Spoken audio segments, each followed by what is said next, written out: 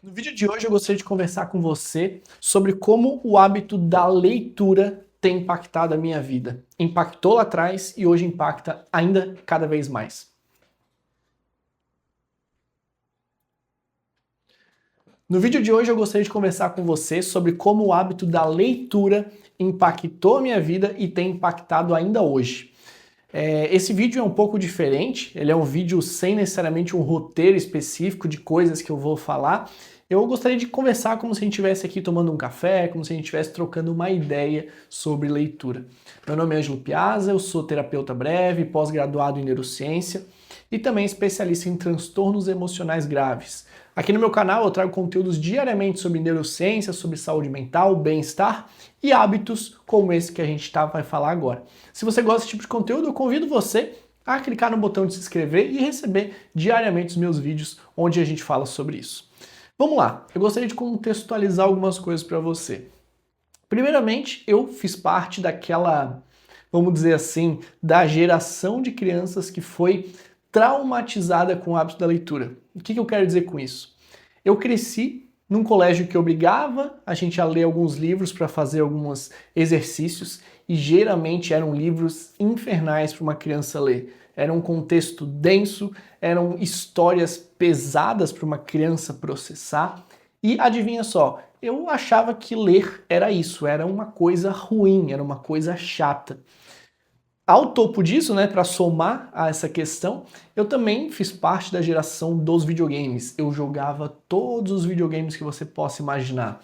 Passei desde Super Nintendo até PlayStation 1, PlayStation 2, PlayStation 3, PlayStation 4, Nintendo Wii, Nintendo Switch, Game Boy. Eu passei por todos esses consoles e, justamente por ter essa percepção que leitura era chato, por eu sempre estar em contato muito com jogos, que era algo muito dinâmico, algo sempre ali que trazia vários estímulos e tudo mais, a leitura sempre ficou deixada de lado para mim.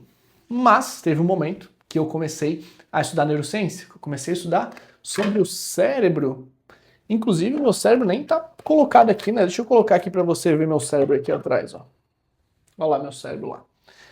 Eu comecei a estudar sobre o meu cérebro, eu comecei a estudar sobre cérebros em geral e comecei a atuar atendendo pessoas. Ou seja, eu precisei desenvolver o hábito da leitura porque eu precisava ler. Até aquele ponto, a leitura para mim ainda era algo forçado, algo chato. E pode ser que isso seja para você também. Você pensa numa leitura, pega um livro, você acha aquilo algo chato. Mas deixa eu te falar como que foi para mim e como isso tem impactado a minha vida e hoje eu percebo que impacta a vida das pessoas que eu atendo também. Olha só, o hábito da leitura, ele é um processo realmente que precisa ser muito bem estabelecido para você que tem dificuldade, precisa ser algo bem organizado. E por que eu digo isso? Se você também fez parte da geração, assim como eu, que foi traumatizada com a leitura, a nossa percepção inicial é que a leitura é chato, é algo maçante e é algo que, em tese, não nos leva a lugar nenhum. Eu comecei a ler alguns livros e hoje eu digo que tem uma linha de livros que eu gosto muito, que eu estou começando a ler, que eu nunca lia justamente por isso, que é O Hobbit. Eu comecei a ler Hobbit, que eu acho um livro sensacional e eu inclusive comprei a coleçãozinha aqui, que eu acho muito bonita, que é uns livros de bolso. E eu sempre quis ler, mas eu sempre achava chato. E hoje eu comecei, hoje, né, no caso, algum tempo atrás, eu comecei a ler esses livros e eu comecei a ver histórias incríveis que eu tinha perdido justamente por não ter essas percepções ou essa ideia de que ler poderia ser algo bacana. Inclusive, essa minha leitura do Hobbit é uma leitura que eu gosto muito de fazer à noite, antes de dormir. Eu tenho um ritual do sono, que inclusive você que tem problema de sono, eu sugiro muito que você tenha um ritual do sono. Tem outro vídeo aqui no meu canal que eu falo sobre o ritual do sono, eu vou deixar marcado aqui, você pode clicar e assistir. Mas à noite eu gosto de tomar meu banho quente.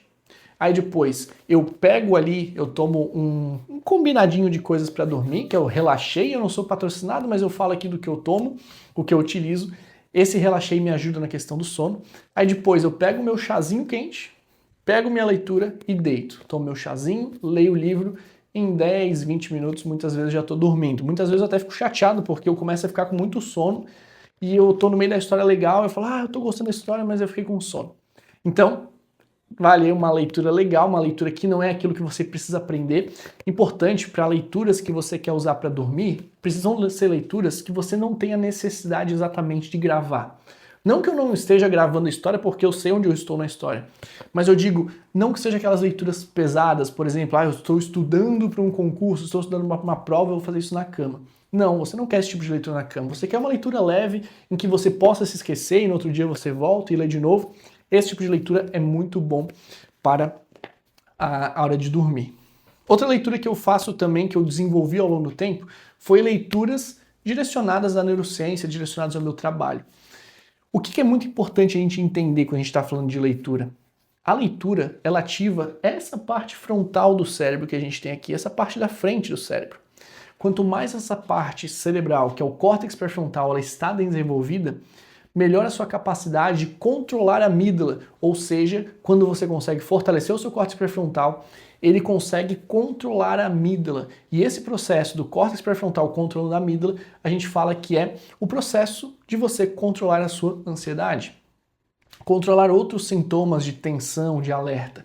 Por quê? Porque uma pessoa com crise de ansiedade, ela tem o córtex pré-frontal hipoativado, ou seja, ela não está na ativação que deveria estar, e a amígdala está hiperativada, ou seja, o alarme do cérebro está tocando e o bombeiro não é capaz de ir lá olhar e falar assim, opa, a gente não precisa ficar hiperativo porque não tem algum problema aqui real.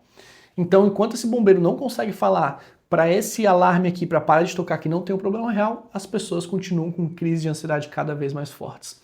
E adivinha só, quando a gente fortalece essa parte frontal do cérebro, a gente consegue também controlar essas crises de ansiedade. E a leitura é sensacional em fazer isso. Por isso que a leitura é tão importante e eu sugiro que você também coloque em prática na sua vida. Mas vamos lá, o segundo livro que eu falei que eu leio. O segundo livro tipo de livros que eu leio é justamente livros que vão me ajudar nessa percepção do que eu estou estudando. Por exemplo, eu estou lendo esse livro agora, que é Em Volta ao Meu Trabalho. Então, O Corpo Guarda as Marcas, né? Eu acho engraçado porque essa foto aqui parece que é um livro meio psicodélico, né?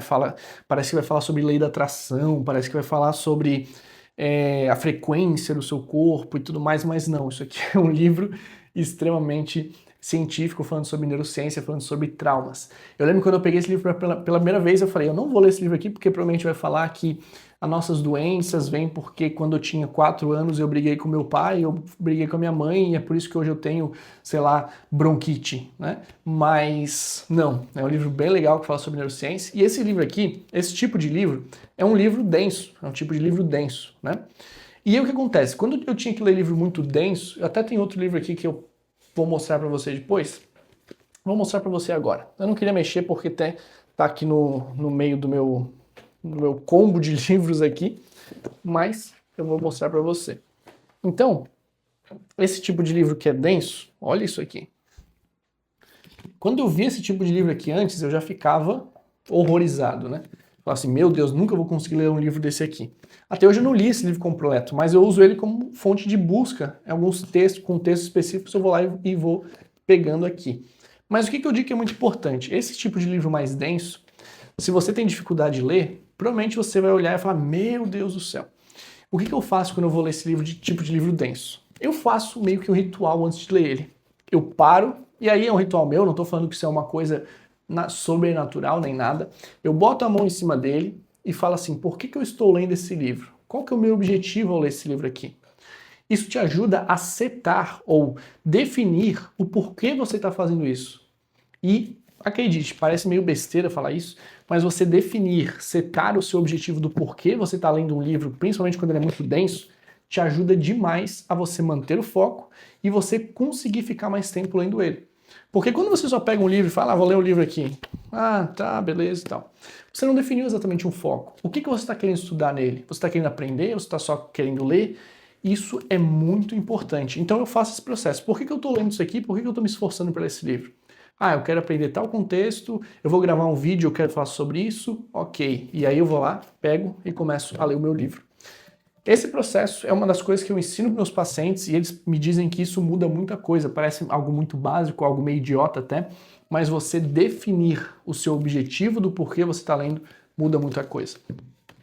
E o terceiro tipo de livro que eu leio é livros em inglês. Esse livro aqui, inclusive, nem tem em português, mas eu vou falar, tá? Esses livros em inglês, eles têm uma forma de pegar e que eu acho muito gostoso, que nos livros português, em português geralmente não tem.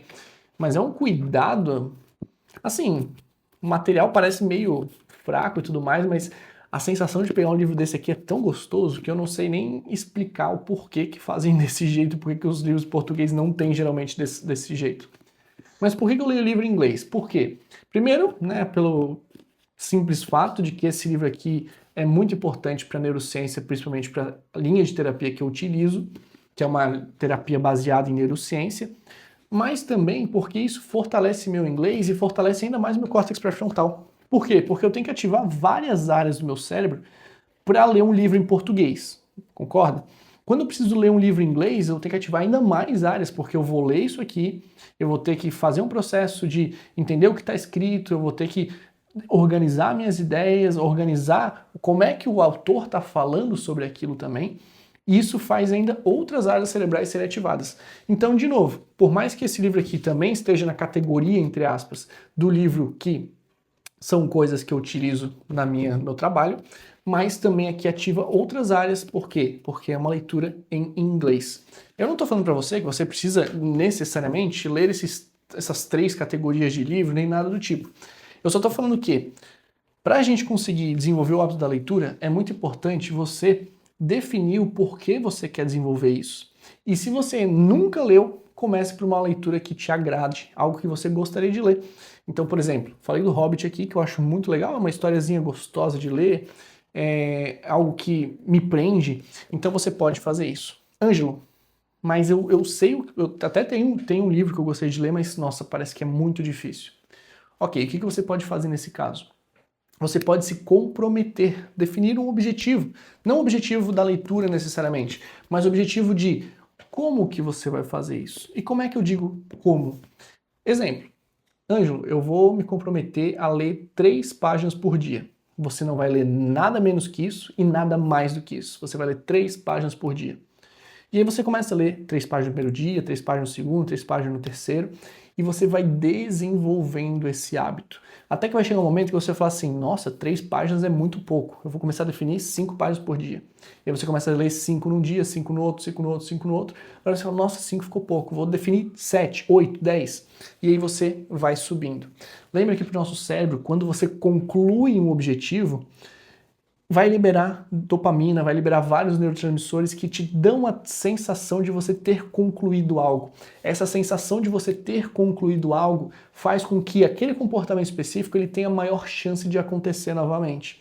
Então por isso que é tão errado pessoas que tentam começar alguma coisa de uma forma muito forte, muito intensa, por muito tempo.